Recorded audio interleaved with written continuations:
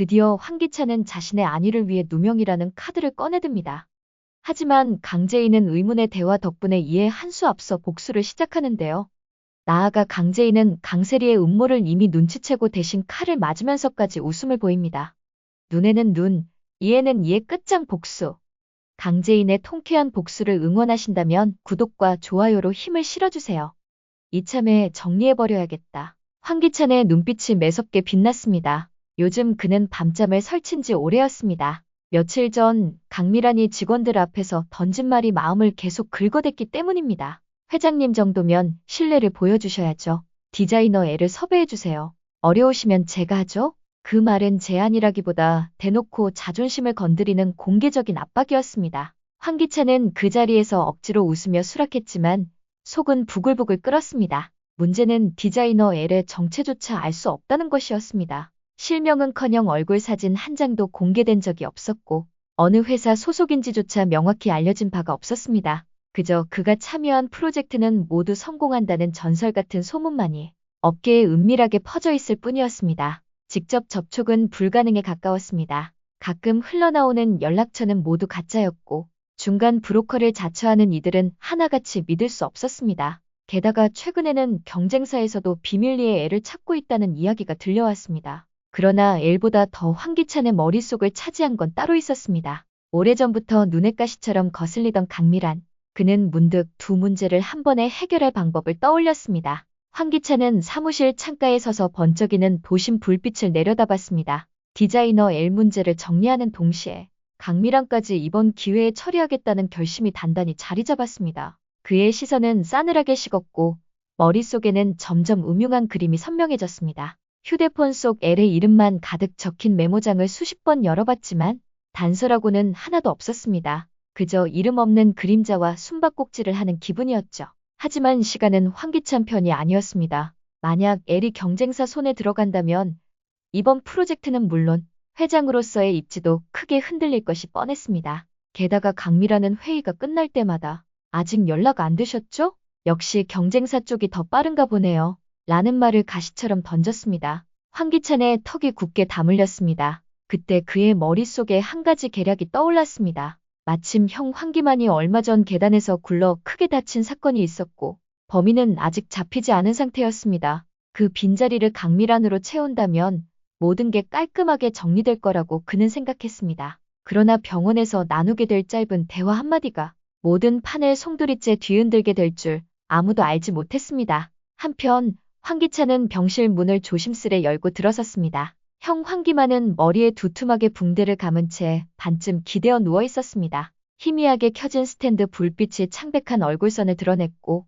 그의 시선은 창밖 어딘가를 멍하니 바라보고 있었습니다. 형! 낮게 부른 목소리에 황기만의 눈이 느리게 깜박였습니다. 황기찬은 침대 곁으로 다가가 의자를 끌어와 앉았습니다. 잠시 형을 똑바로 바라보다가 고개를 약간 숙이며 속삭이듯 말했습니다. 계단에서 민 사람 누군지 기억해? 황기만은 아무런 대답을 못한 채 눈을 살짝 감았습니다. 진범이 누구인지 나한텐 중요하지 않아. 대신 이번 일, 형이 한마디만 해주면 내가 값을 톡톡히 치를게. 황기만의 시선이 천천히 황기찬을 향했습니다. 붕대 아래로 드러난 눈빛이 묘하게 반짝였습니다. 그냥 말 한마디면 돼. 돈 벌기 쉽지? 경찰 조사에서 형을 계단에서 민 사람을 강미란이라고 말해. 그 한마디면 돼.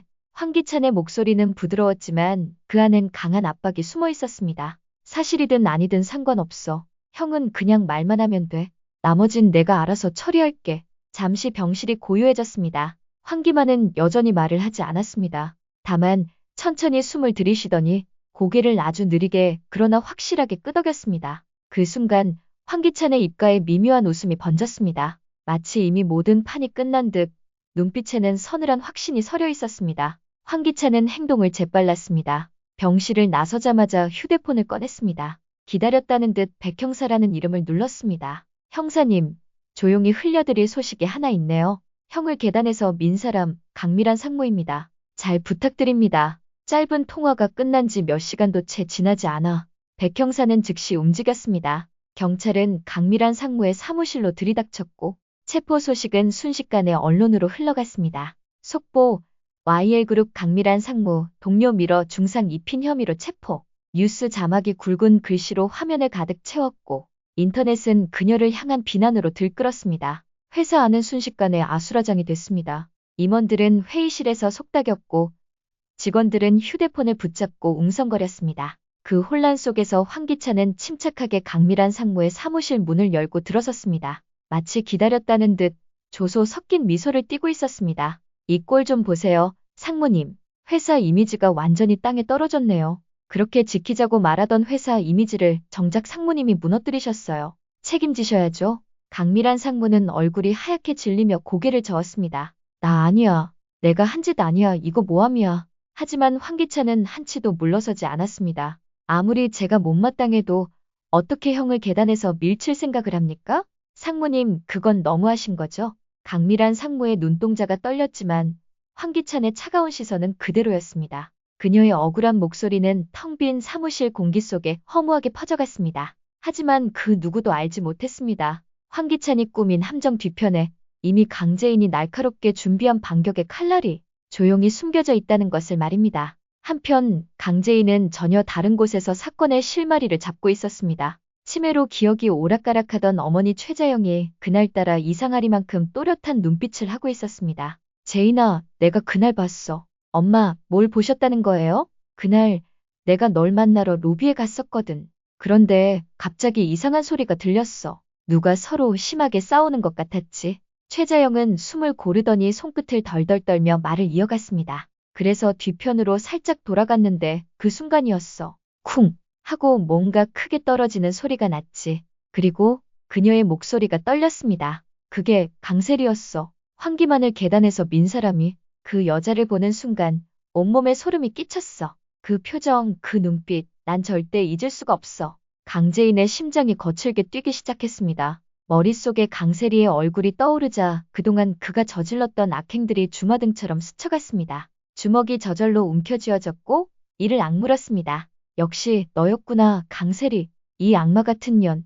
내가 반드시 널 지옥으로 끌고 내려가겠어. 그의 눈빛은 싸늘하게 식었지만 그 안에는 타오르는 분노와 집요함이 번뜩였습니다. 강재인은 그날 이후 곧바로 움직였습니다. 사고가 있던 날의 CCTV 영상을 확보하기 위해 관리실과 보안팀을 설득했고 사라진 일부 기록까지 복원해내는데 며칠이 걸렸습니다. 그리고 마침내 화면 속에서 모든 것이 확실해졌습니다. 황기만의 등 뒤로 다가와 강하게 미는 강세리의 모습이 또렷하게 잡혀 있었습니다. 강미란 상무가 경찰에 끌려가는 장면을 멀찍이서 지켜보던 강재인의 눈빛은 한순간도 흔들리지 않았습니다. 주변에서는 역시 그럴 줄 알았다 는 수군거림이 이어졌지만 강재인의 머릿속은 이미 다음 수를 그리고 있었습니다. 강재인은 강미란이 누명을 썼다는 사실을 이미 알고 있었습니다. 황기만의 거짓 증언과 그 뒤에 숨은 황기찬의 그림자까지 짐작하고 있었죠. 하지만 지금은 섣불리 움직일 때가 아니었습니다. 더 큰 반격을 위해 그는 표정을 숨기고 태연하게 황기찬을 찾아갔습니다.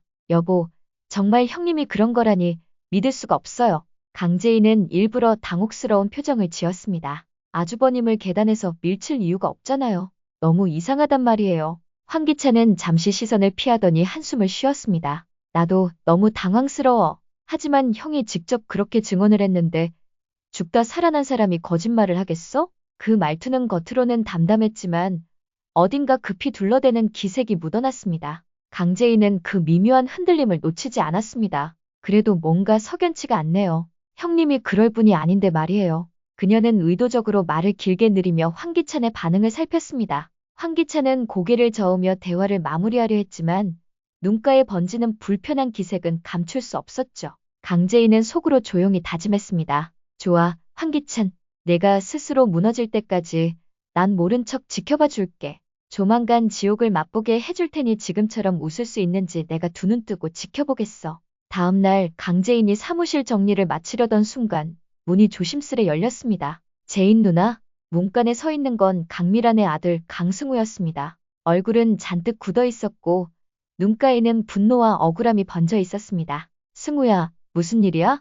강재인이 다가가자 승우는 더 이상 참지 못한 듯 목소리를 떨었습니다. 우리 엄마 절대 그런 사람 아니에요.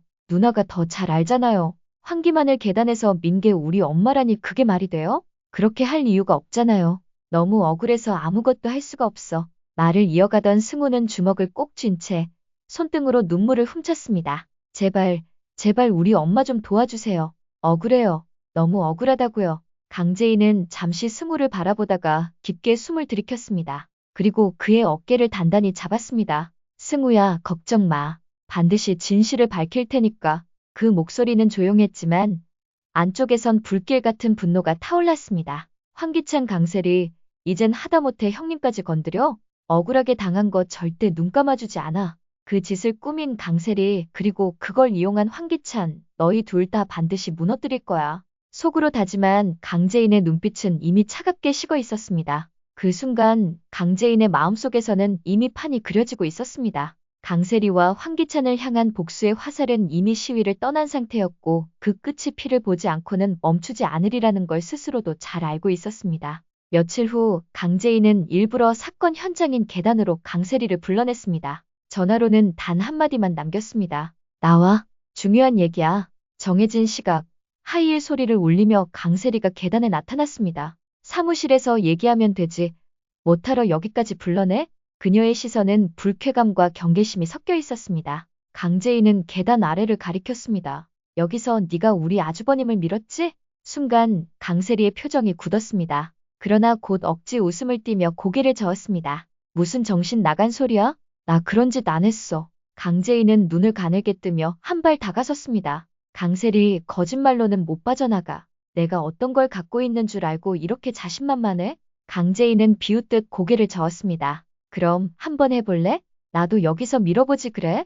그가 계단 난간 쪽으로 몸을 기울이자 강세리의 눈동자가 순간 흔들렸습니다. 그리고 날카로운 웃음을 터뜨리더니 쏘아붙였습니다. 너 하나쯤 끝장내는 건 일도 아니야. 너도 여기서 확 밀쳐버릴 수 있어. 그 말이 계단에 울려 퍼지는 순간 강세리 씨 살인미수 혐의로 체포합니다. 굵은 목소리가 뒤에서 터졌습니다. 계단 위에 숨어있던 경찰 2명이 빠르게 내려오며 수갑을 꺼냈습니다. 모든 대화는 이미 녹음됐고 경찰의 표정에는 망설임이 없었습니다. 나 아니야. 얘가 꾸민 거라고. 강세리가 발악했지만 경찰은 단호하게 그녀의 팔을 꺾었습니다. 강재인은 그 모습을 묵묵히 지켜봤습니다. 강세리가 체포되는 모습에서 오는 통쾌함은 잠깐뿐이었습니다. 이제 시작일 뿐이야. 아직 복수는 시작도 안 했어. 황기찬, 넌 이제 끝이야. 그 순간 강재인의 입가에 차갑고도 단단한 미소가 번졌습니다. 오늘 이야기는 여기까지입니다. 구독과 좋아요는 제가 다음 이야기를 들려드리는데 큰 힘이 됩니다. 오늘도 함께 해주셔서 진심으로 고맙습니다.